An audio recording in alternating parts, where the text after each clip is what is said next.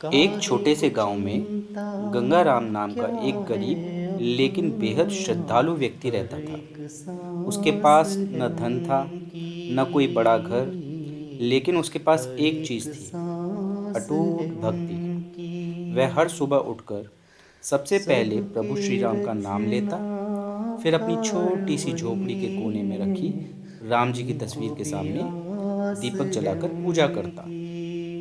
गांव वाले अक्सर उसका मजाक उड़ाते थे। राम राम जपने से क्या मिलेगा? अगर राम सच में होते तो तुझे गरीब क्यों रखते?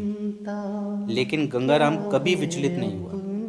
वह मुस्कुराकर बस इतना कहता, मेरे राम मेरी परीक्षा ले रहे हैं, एक दिन वो जरूर मेरी सुनेंगे।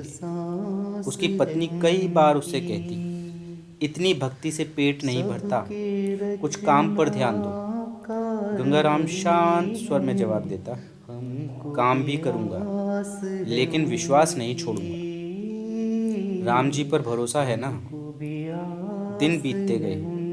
गंगाराम मजदूरी करता, लेकिन कभी कभी काम भी नहीं मिलता। कई बार ऐसा हुआ कि घर में खाने को कुछ नहीं था, फिर भी वह रोज राम नाम जपता रहा। एक दिन की बात है, 3 दिन से उसके घर में चूल्हा नहीं जला था। उसकी पत्नी और छोटा बेटा भूख से तड़प रहे थे। पत्नी की आंखों में आंसू थे। अब तो कुछ करो गंगाराम, बच्चे की हालत देखो। उस दिन गंगाराम का दिल भी टूटने लगा, लेकिन उसने खुद को संभाला और बोला, आज मैं राम जी से आखिरी बार प्रार्थना करूंगा।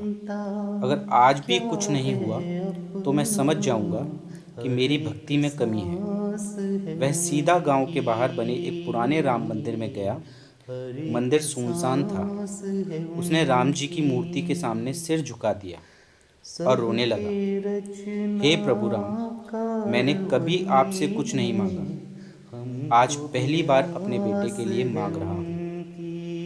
अगर मेरी भक्ति में सच्ची शक्ति है तो मेरी मदद करो प्रभु। उसकी आंखों से आंसू लगातार बहते रहे।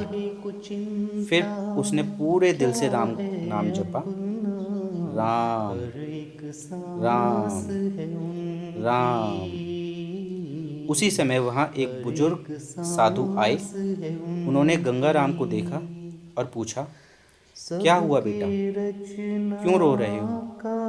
गंगाराम ने अपनी पूरी कहानी सुना दी। साधु मुस्कुराए और बोले, क्या तुम्हें अपने राम पर विश्वास है?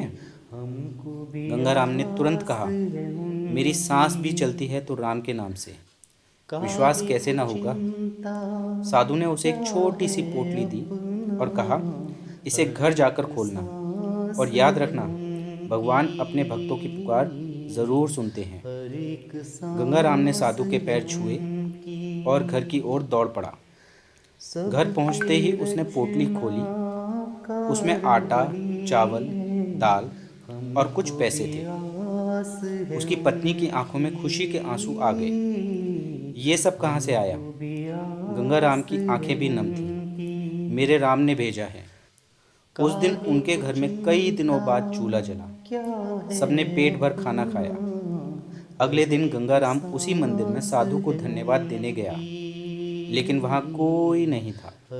उसने आसपास के लोगों से पूछा, पर किसी ने भी उस साधु को नहीं देखा था। गंगाराम समझ गया, वो साधु कोई और नहीं, खुद प्रभु श्री राम थे, जो उसके विश्वास की परीक्षा ले रहे थे। उस दिन से गंगाराम की आस्था और भी मजबूत हो गई। गांव वाले जो पहले उसका मजाक उड़ाते थे, अब उससे प्रेरणा लेने लगे। जय श्री राम।